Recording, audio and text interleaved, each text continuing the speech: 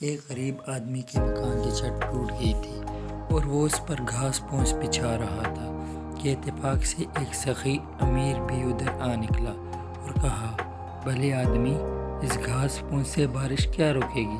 پکی چھت بنوا لو تو ٹپکنے کا اندیشہ جاتا رہے۔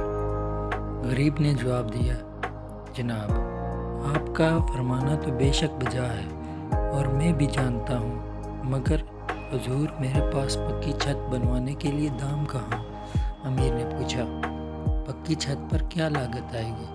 غریب نے جواب دیا، جناب، 150 روپے تو لگ ہی جائیں گے۔ یہ سن کر امیر نے جھٹ جیب میں سے 150 روپے کے نوٹ نکال اس غریب کے حوالے کر دیے کہ جاؤ، اس سے اپنا کام چلاؤ۔ جب امیر نوٹ دے کر چلا گیا تو غریب کے پیٹ میں چوہے دوڑنے لگے کہ یہ تو بڑا سخی دولت مند تھا، اگر میں 500 کہہ دیتا تو اتنے ہی دے جاتا، میں نے غلطی سے کم کہہ دیا۔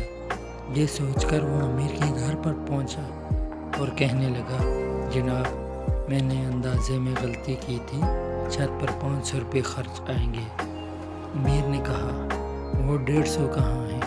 غریب نے نوٹ نکال کر پیش کیے تو امیر نے اپنی جیب میں رکھ کر کہا، جاؤ، مجھے اتنی توفیق نہیں کہ 500 دے سکوں، کوئی اور اللہ کا بندہ دے دے گا۔